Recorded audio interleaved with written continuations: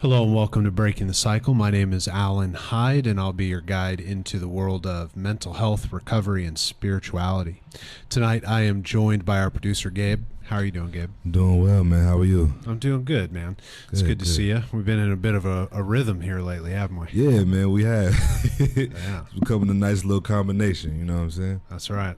And Gabe and I were talking a little bit off the stream here. We're going to talk a little bit about expectations and relationships and kind of just have a free-flowing conversation and see what kind of nonsense we can get into here.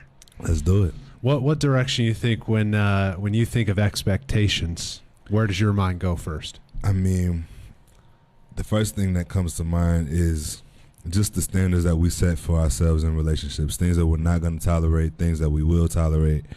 Because you said in the context of relationships or just in general? Yeah, I mean, if that's where your mind goes first, because we'll probably go in a few different directions. Yeah, because with expectations, I see it a lot of different ways. It's just things that you have that honestly, how can I explain it?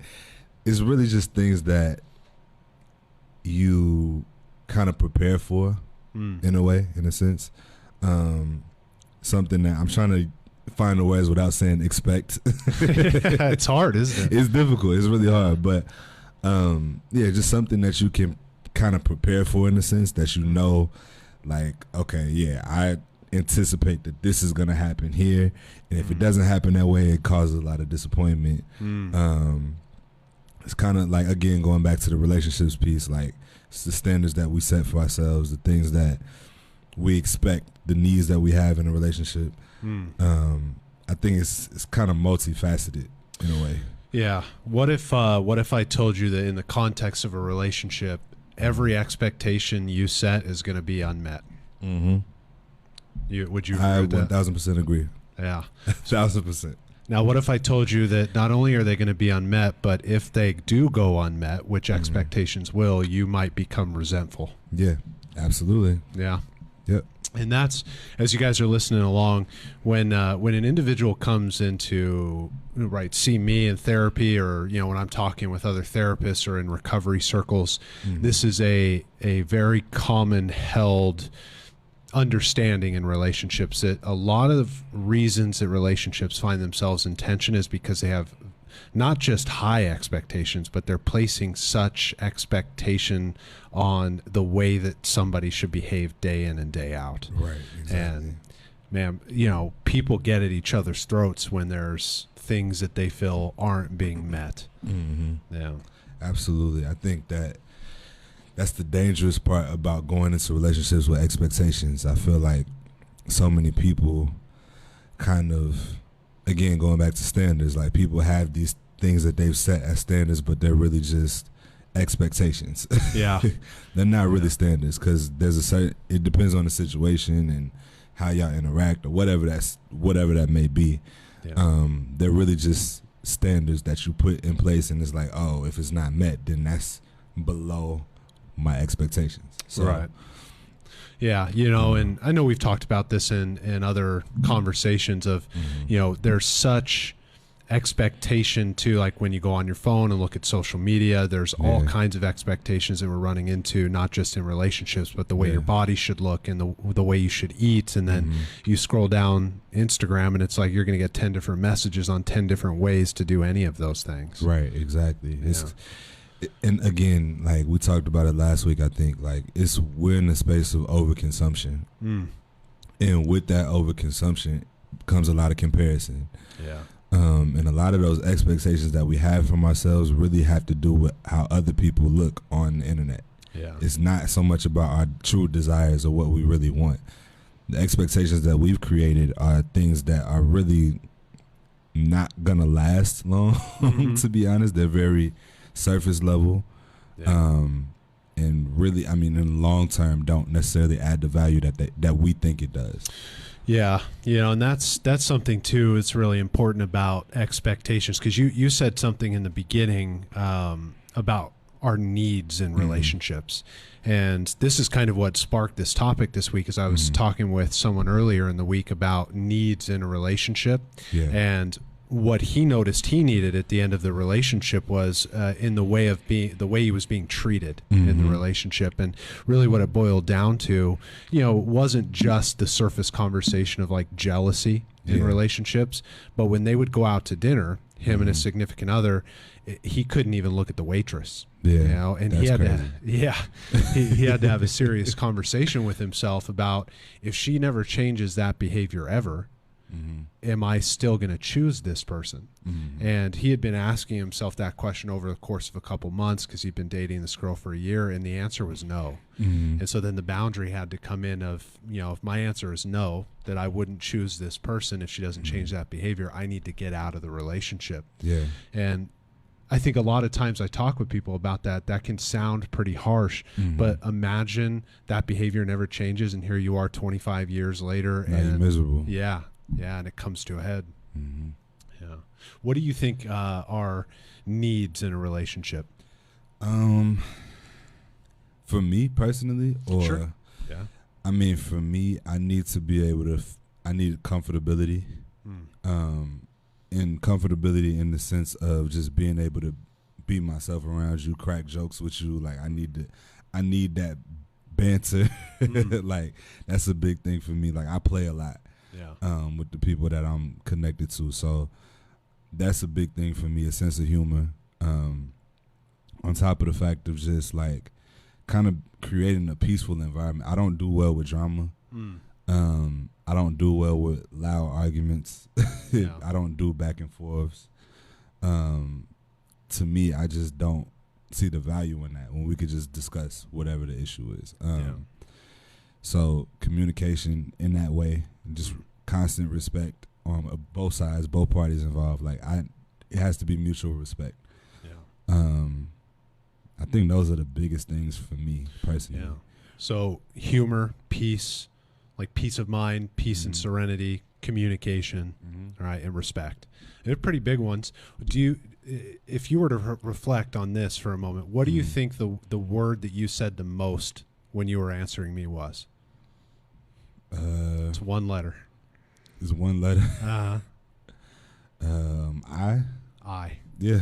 Right. So in a relationship, when it comes to needs, what's the most important thing for us to remember? It's us. It's us, right? Our individual needs, right? And you were right on that track, right, from the jump with answering that. And this is where, Gabe and I were joking a little bit before about those Netflix shows with Nick Lachey and his wife. And, and how outrageous they're extremely entertaining, but how outrageous some of them are. The biggest thing from the jump in those types of shows or that type of entertainment is you see a front row seat to when a relationship makes it all about somebody else having to change. All right. Exactly. Yeah. I think it's they give a surface level visual of what relationships are to me. And I think that's kind of where we're at in society anyway. So it works and it makes sense, but people don't really understand that, like, regardless of, like, you're not going to like that person every single day. You're not going to want to deal with that person every single day. It's a choice. So it's hard for people to really wrap their mind around choosing one person every single day because so many things are just deal breakers. Like, it's so many like small little ancillary things that are deal breakers for people these days.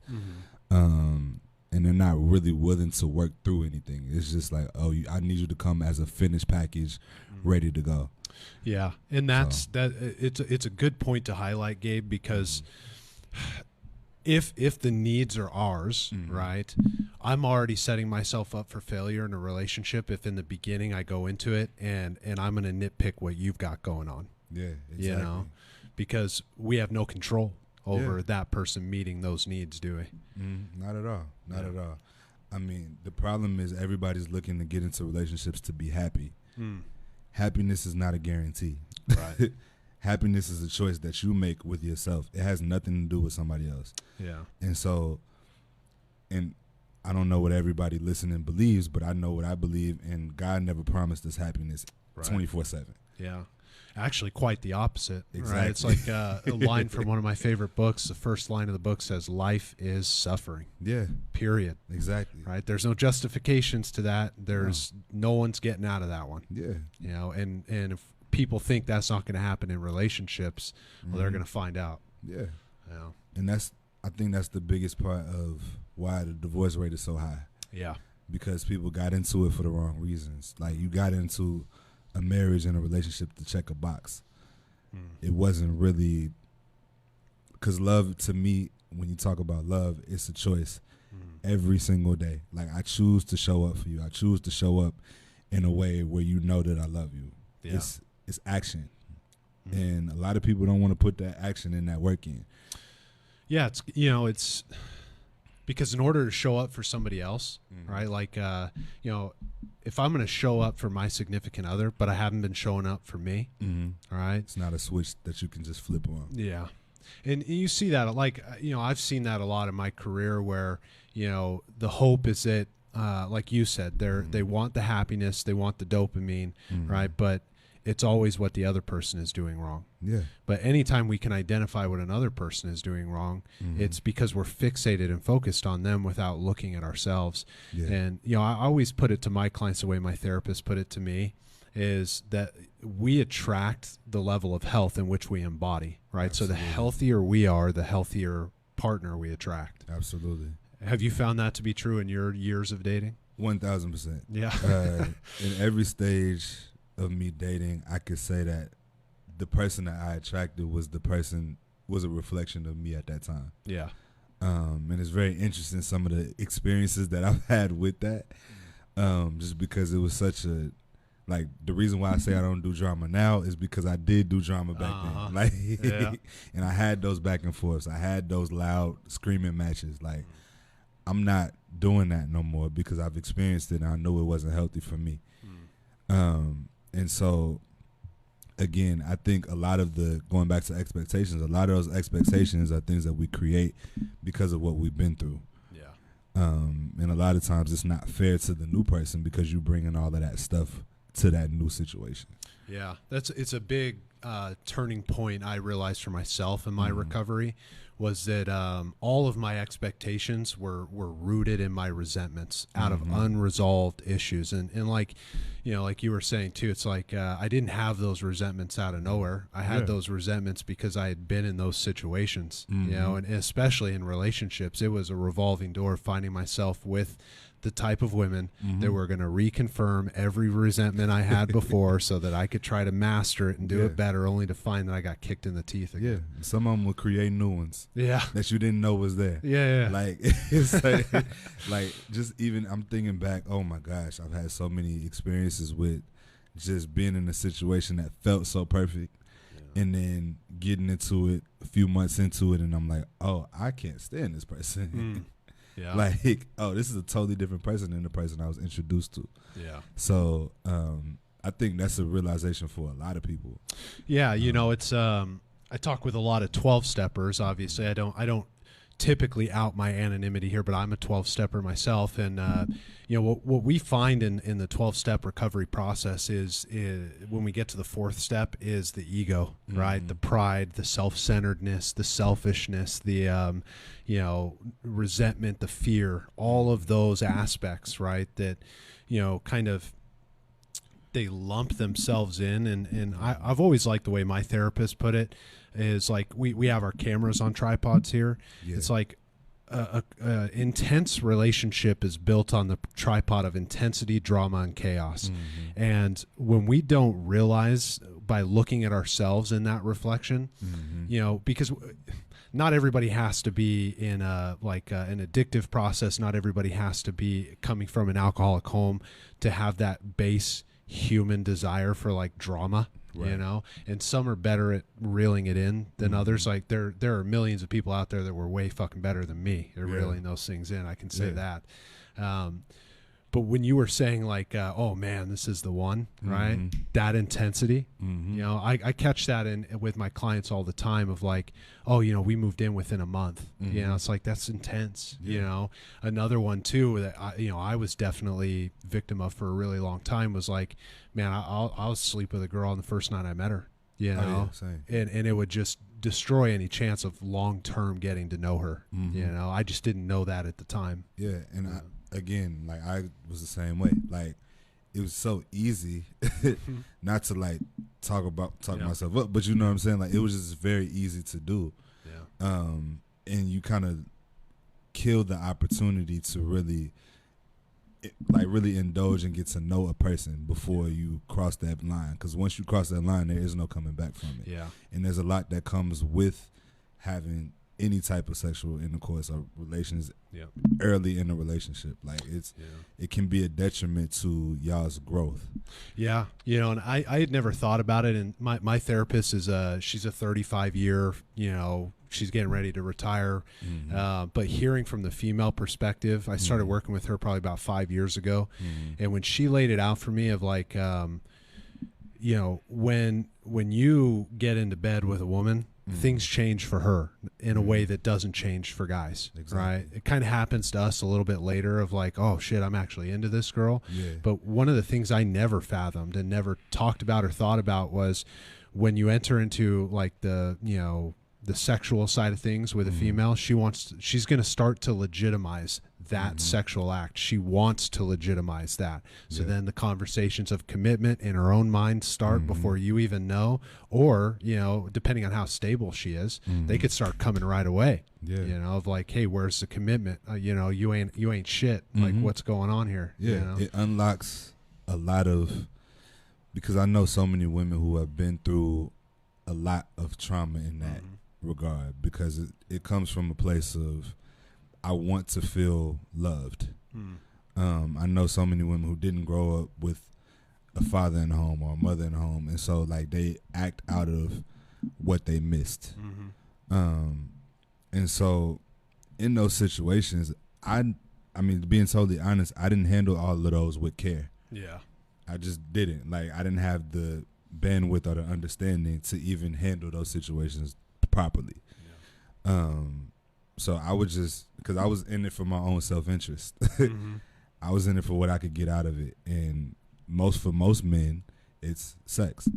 So I think a lot of men kind of discount the value of that to a woman, right?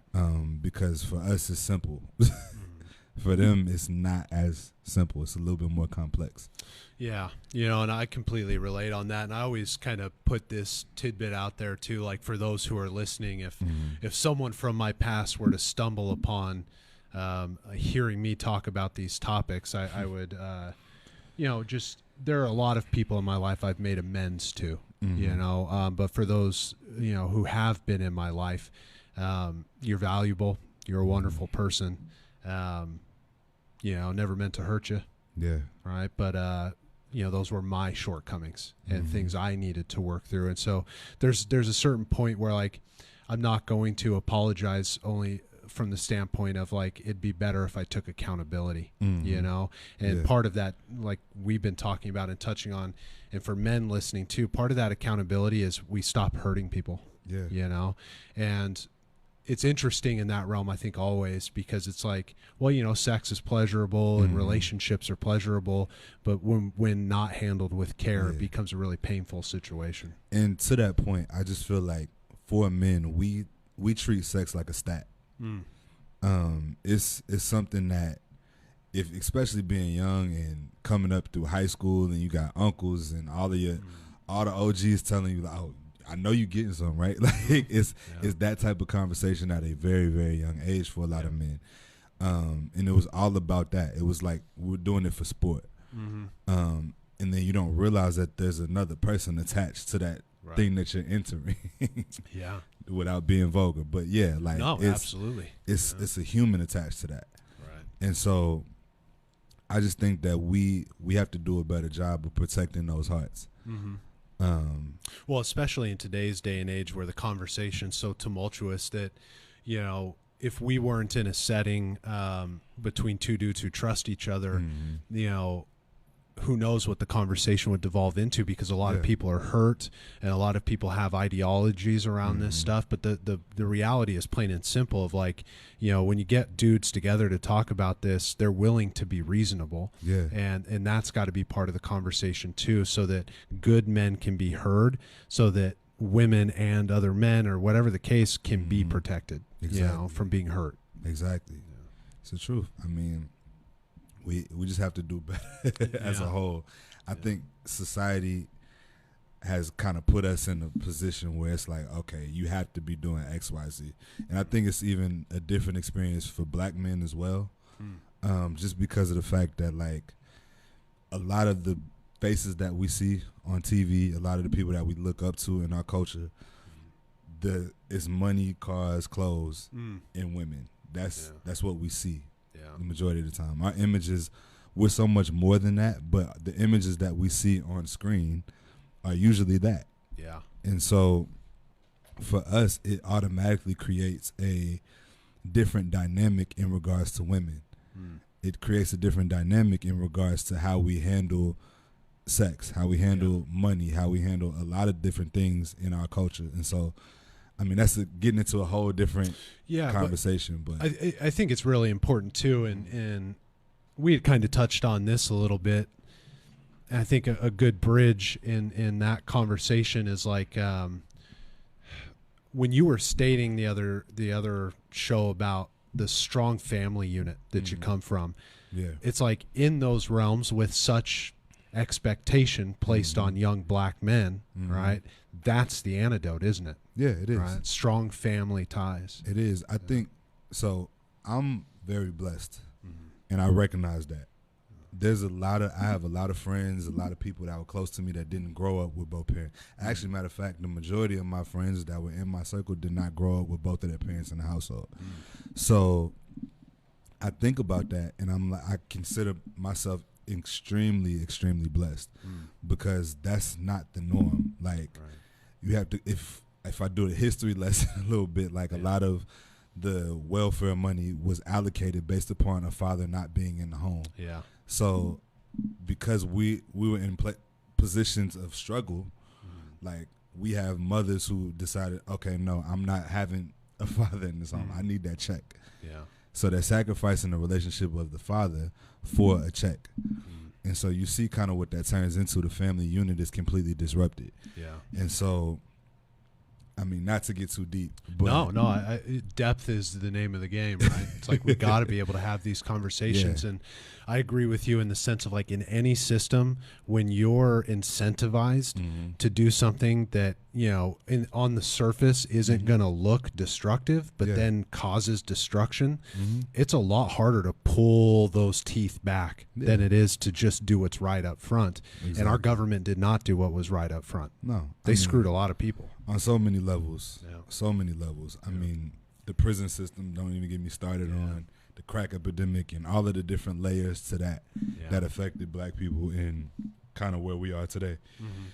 And just, again, going back to the images, like, we have to do a better job of putting images that aren't so, because a lot of people think that black people are monolithic. And it's all based upon the images that we've seen on a regular basis in the entertainment industry, what's put in front of our faces. We don't see a lot of positive examples of a family unit. I remember there was a show on MTV back in the day, VH1, called Run's House. Oh, yeah. Rev Run and his kids, and that was a beautiful show, and it lasted for a while. But I remember when they got canceled, I just always found it interesting how they replaced it with Love and Hip Hop. So it's just that those type of dynamics to me, like, Flavor of Love was way more popular than Run's House. Like, the images, it's all about images to me. Like, the family unit, the Cosby Show, going into all of those different other shows that we've seen, that wasn't the norm. Right. So it was a big deal. It was a huge deal to see an actual father and mother in the home raising their kids. Yeah. It's not normal. Yeah. And it, you know, and it needs to be. Yeah. You know, not just in media, but just like every piece that you're talking about, just in our society, for every culture, no matter what, that is a major predictor of success. It is. You know, however we would want to deem that success, but if we just put it in the light of what you and I are talking about, men who come from those like stable, calm environments are much more likely to recreate that in a family environment. Yeah. Right? It's just statistics.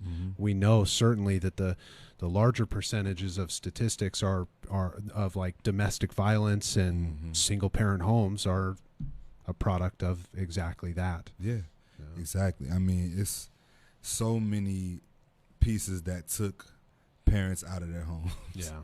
Like, it's so many, like, again, going back to the crack epidemic. Yeah. That literally took, like, it took black fathers, some mothers, out of their homes and locked in the cell.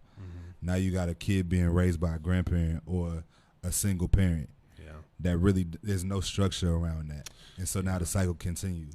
Yeah. Well, you know, and then look at states where marijuana was legalized recently in ways where like people who had gone to prison for it are still locked up, even though the amount they were locked up. It's just like, you know, I have this segment, sometimes I'll talk about like the war on drugs, and we have annually, it's like $35 billion that gets funded by the federal government to address substance use, and none of these problems get resolved.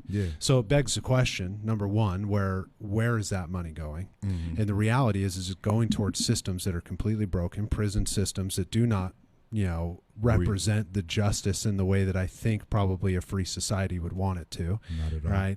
And also it's like when you look at like the cleaner side of it, of like treatment, the biggest problem we have in treatment centers, we call it recidivism. It's people coming in and out and in and out and in and out. You know, it's not working the way, you know, and it's like we could probably build a lot of expectations over like, man, this needs to change. But the reality is we can't, you know, it's like we have no control. No. Yeah. And it's something to me, like a lot of these things that we're talking about right now, it's something to me that you can't even vote your way out of. Yeah. This is structural and kind of ingrained in the fabric. Yeah.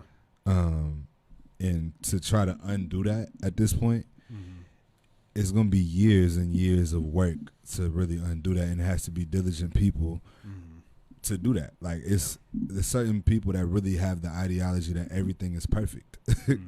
There's people that really believe that everything in America is perfect, it's ideal, this is the greatest country on the planet. When there's a lot of holes, it's a lot of freedom here, yes, but it's a mixture of a bunch of different trauma. Yeah. Whether it's financial trauma, whether it's personal trauma, whether it's family trauma, it's a bundle of trauma.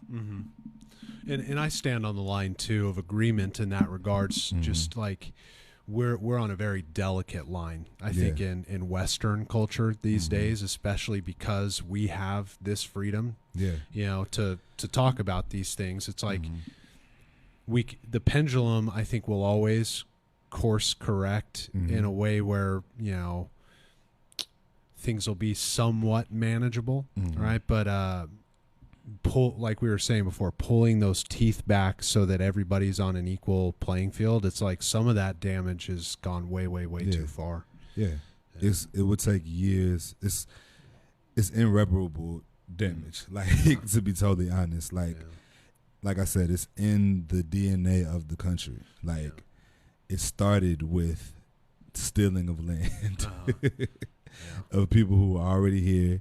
You literally building on the backs of, you have slaves building this country. Like, it's ingrained in the fabric of the country. And so, to be honest, like, you have to either, it's almost like they don't even want to acknowledge the real history. You know, it's interesting too, because I've met a fair share of white people in my life. And so you get a version of that. You also get a version of like white saviors. You know, I try to stand in the place of like, man, it's not my job to save you. I know what you're capable of as a human being, you know, and it's also not my job to sit here and talk to you about the nature or history of it. It's my job at that time to listen. you know, and that's the balance. I saw this thing the other day. You ever see those uncut videos on Instagram where like they give the questions and people come out of the shadow to sit in the lights? Yeah.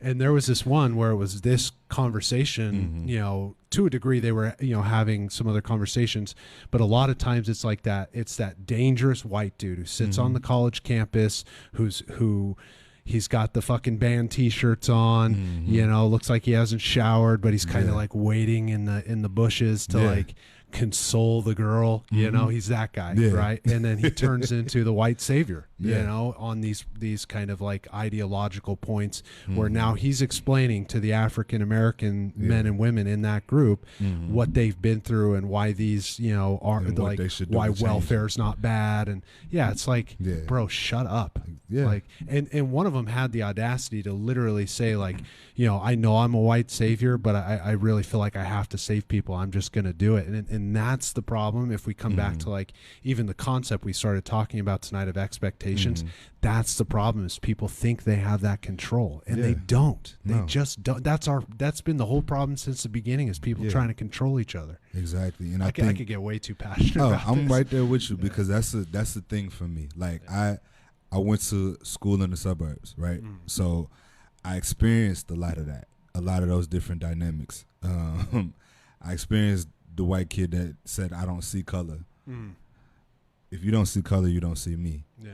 You don't understand my experience. You can't, there's nothing that we can really converse about. Like, granted, I do recognize that you're not trying to be inherently racist in any way, but just by you trying to ignore it and say that we're all the same, we're not the same.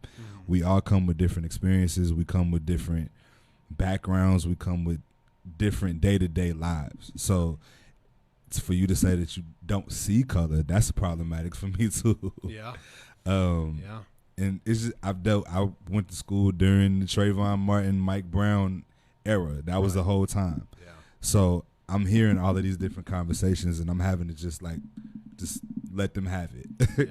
Because it's not worth the debate at times. And so again, I've had a lot of experiences with those dynamics, and I just feel like I just wish people would just listen.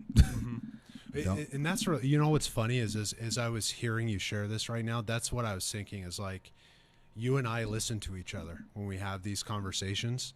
And right as you were sharing, like, because I can't tell you how many times I've heard those conversations, you know, with some of my favorite that just like, man, have you ever heard the statement, never miss a golden opportunity to shut the fuck up? You ever heard? Yeah, absolutely. It's like, I'll think this for people sometimes when I hear shit like, oh, I have an ethnic friend, I'm not racist. It's like, that has no correlation. Nothing to do with anything. Yeah, it's just like the biggest problem I think human beings have, but especially when it comes to, you know, being in a melting pot together, is that people don't listen. You know, and the very people that say things like that don't know the definition of racism. Right.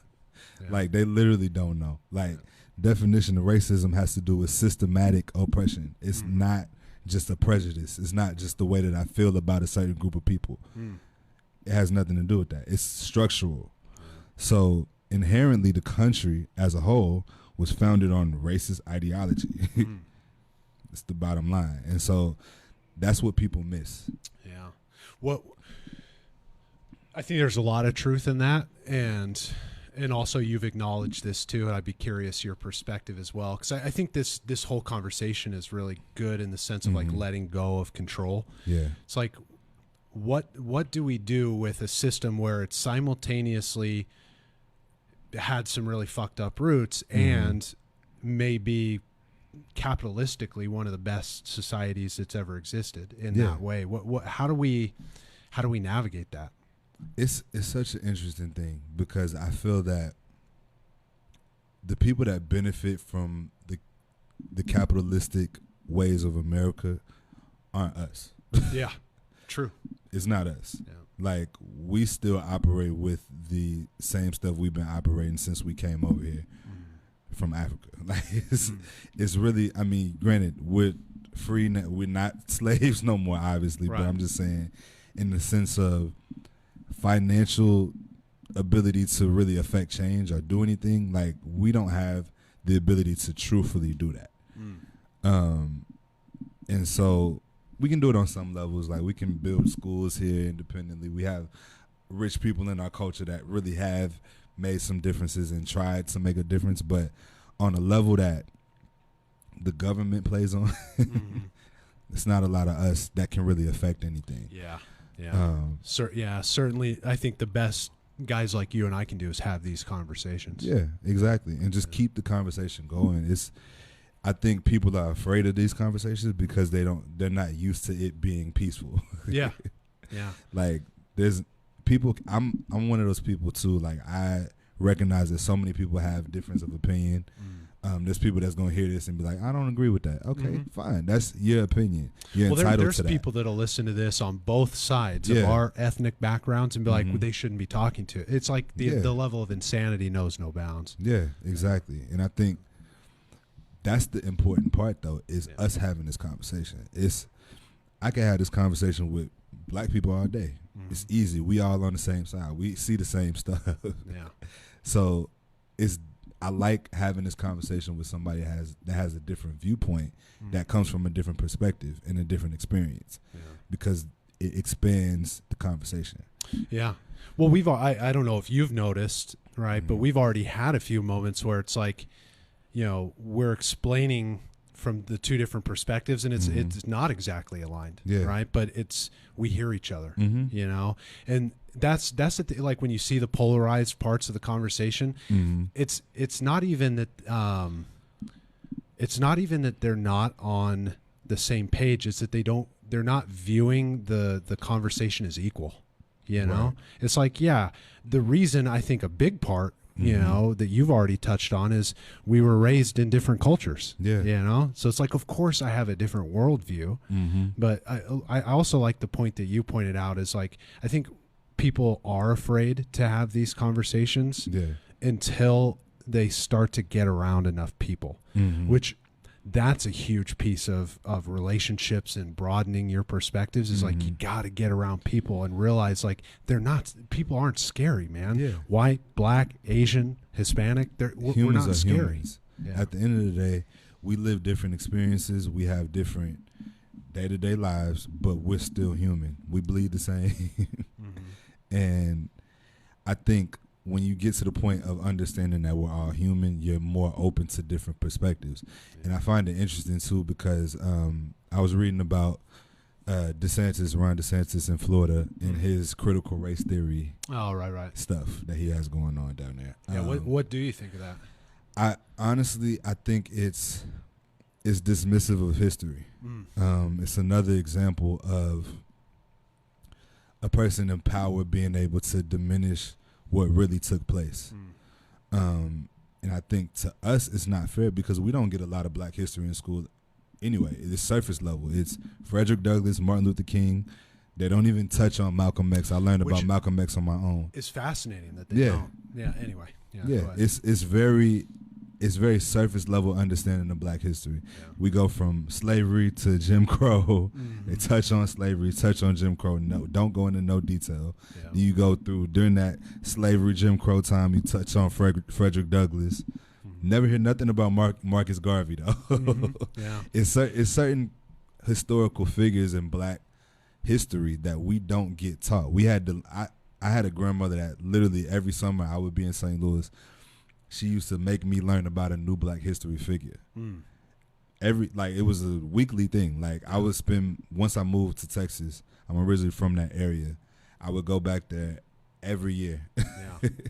And so my grandmother had me writing papers and all that. She was a teacher.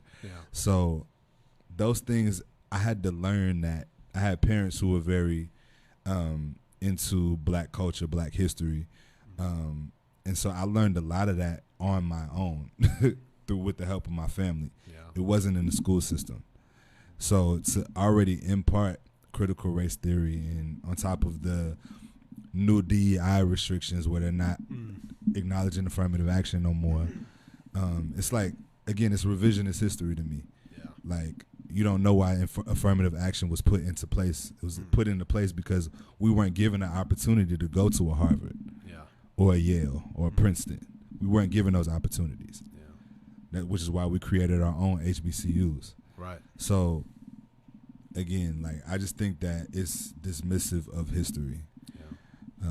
And I find it disrespectful, to be totally honest. Well, I would imagine. I mean, like you were saying too, it's like they play on a level that's not fair at the governmental level and higher, right? When they can buy what we have access to, you know, and it's dismissive. It doesn't ever give the full picture. I often, you know, even outside of like the clinical aspects, when I work with individuals, it's like you got to educate yourself on the way that the world works, you know, because I'll get a lot of people, you know, in the professional circles that believe in like socialism, communism, those kind of things. And look, I'm not an ideologue. I'm not going to get into like what ideologies are better or worse. But we got to educate ourselves on, you know, the masses of human beings that have died under these regimes, you know, and our country is not exempt. No. Like, and you've highlighted a lot of reasons as to why. And I mean, like you said, our country is not exempt. And I think with examples like Germany, right? There's Jewish people that still live in Germany today. They've acknowledged the history. They've made reparations in certain aspects to really just acknowledge what took place during the Holocaust. We for 400 years, 400 years from the time this country was founded, we were here. We built everything in DC. Like it's so many different layers to it that aren't being acknowledged. And I think for the kids who don't have that experience, understanding why there's a lot of issues amongst us, the reason why there's a disconnect, why racism even exists in the first place in this country, is something that we don't acknowledge. It's something that's buried. They're trying to bury it even further. Yeah, I used to work with a lot of Native American clients, and you know, I may look like just pure gringo, but my father's side, one generation back, is full blood. And when I would work with the Native American clients, we talk a lot about blood money, you know, because they get paid off, right? You know, and it seems like if you looked at it on the surface in society, it's like, oh, that's great, they're getting money, right? And they have the casinos. It's like they're being paid off for genocide in a way that no one educates, no one acknowledges. The levels of shame and substance use and self-destructive behaviors that happens in that culture because no one, it's exactly what you're talking about. You have stated it precisely. It's like the layers and layers and layers of emotional trauma. All right.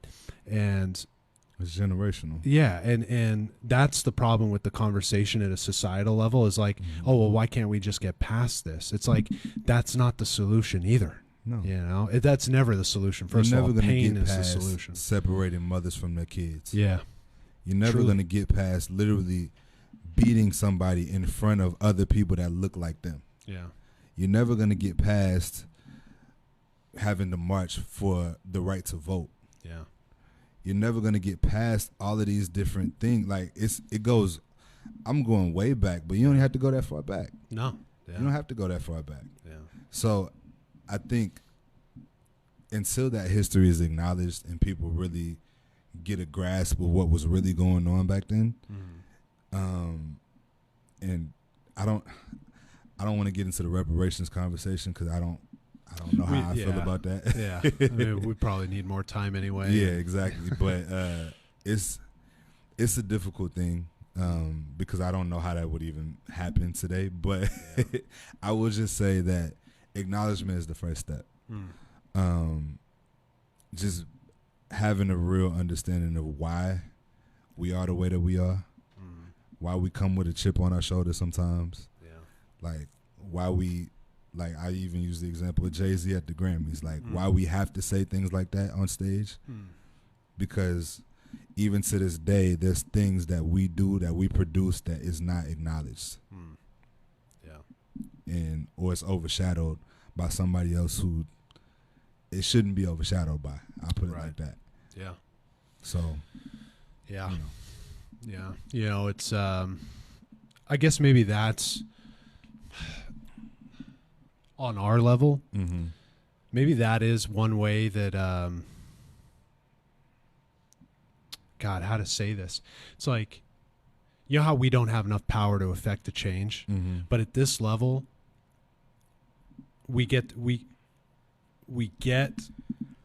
the acknowledgement to some degree to the work we put in, you know, and to the level maybe that it could, probably not, you know, but I think middle class level is the best our society's ever done at that, you know. And, you know, to your point, Tupac has a famous quote that I quote often. It says, I may not be able to change the world, but I can affect the mind who can. Yeah. And so you never know what your voice can do, who your voice can impact, what the next generation of what you sparked could produce. Yeah. It's going to be a generational change if you're going to make a change at all. Change is not an overnight thing. Yeah. Change is slow. It always has been. It always will be. That's in any capacity. And so I think when we talk about making a difference, do it with your voice. Yeah. Do it with some action on whatever level you're on, like whatever that action may look like, whether it's just giving back, whether it's, I mean, I don't know, holding an event, maybe a drive or something. Who knows? Whatever that may look like for you, do it. Yeah. You never know who that could impact. Right. Yeah, and you touched on it too in a lot of ways of, like, you know, creating things. Yeah. You know, use your voice to get out there and in a system that isn't, you know, going to acknowledge what has gone wrong. Yeah. Do it your way. Exactly. You know? Yeah. Exactly. And have these conversations. You know. Don't be afraid to talk. Yeah. People fear, I mean, in general, communication is somewhat of a lost art. And I feel like it's difficult for people to open up and have conversations about anything now, face to face. Yeah. People are real comfortable behind the screen these days. And to me, you got to get out of, put the phone down sometimes. Yeah. And just have a real conversation. Yeah. You know, and I think a side note thing as well, because it isn't, I don't think it's any coincidence that this is the direction the conversation with on a topic like expectations. In the point you just made, it's like, just communicate, because you don't have to have the expectation on yourself to know everything, right? Yeah. Because if you're going to have a conversation with someone, they have a lot of information, just like, you know, you guys have seen us go back and forth tonight. Gabe had a lot of information that he grew up with that I did not. Yeah. And if I don't have these conversations, right, not my first time having these conversations, I know it won't be the last. It won't matter how many times I have these conversations, because I didn't have your lived experience. Yeah. And so it's okay to take the expectation out and listen, right? Because when you have the conversation, they're going to give you the information from their experience. Yeah. And no matter what type of conversation it is, that's why, whether it's relationships, having a conversation about racial disparities throughout generations, whether it's a conversation about religion, spirituality, health, or wellness, let the expectations go and just connect with the person in front of you. Yeah. And I think on our level, outside of any of the shit we don't have control over, that's how guys like you and I can make change, at least in the Dallas-Fort Worth area. Yeah. And I think the solution is on the bridge of multiple different perspectives. Yeah. So somewhere in the middle of all of these different perspectives and ideologies and viewpoints is the truth. Yeah. Is the necessary thing that's going to take us to the level that we need to be at. Yeah. And so without having a conversation, you'll never get there. I think even us as black people, we do have a sensitivity to things that are a part of our history. And so hearing somebody dismiss it is a trigger for us. Yeah. And so we become reactive and emotional in a lot of situations. When in actuality, a lot of times we need to talk to the people that don't have the same perspective, so we can understand why they feel the way that they feel. Yeah. And it's black people that don't even have the same perspective. So it's a lot of different dynamics there, but I feel like it all starts with conversation, and when it comes to finding a solution or finding a change. Yeah. So. Yeah. And I knew this starting it, but I would imagine a place where a guaranteed common ground guys like you and I will find is when you're looking for a solution, right? And if you're not a religious person, you can cover yours on this one. But if you're looking for a solution, a common ground in the middle of that bridge is God. Yeah. You know, and that's the only real solution. Yeah. Yeah. You know, when we give it up to something bigger than us, I think one thing I've noticed as well of any research I've done in cultural genocides and difficulties in society is it's when people depart from God, they start killing each other, man. Yeah. They start trying to gain power over others, and that will never work. It'll never work. It won't. Yeah. It's not even, nothing without God is going to operate smoothly. Yeah. Again, I said it last week, but the peace of God is in how he says yes. And so, yes, in all capacities, like whatever that situation may be, it could be a relationship, it could be in situations like this, like what we've been discussing tonight, like the peace that we find can only be in his yes. Right. In his okay. Yeah. Because if he said it, what I'm gonna argue for? Yeah. Like what we talking about? Yeah. Who am I to question this? Exactly. Yeah. So I have to roll with his plan, even if his plan is not mine. Right. Yeah. That's it. And that'll help you with expectations for sure. Absolutely. Right. So if this could be a testament to those listening tonight, you know, Gabe and I didn't plan this out. You know, we just at this point we've been working together. We trust each other, so we had an open conversation. Let that be a testament to, you know, when you put expectations of what things need to be aside, and you just have good, honest conversation with people, you're going to find common ground. And even if you can't or you just don't agree, still have the conversation. Absolutely, I'm in agreement, man. Yeah, cool. All righty, guys. Well, that's all we got for you tonight. We love you. We'll see you in the next one. Take care.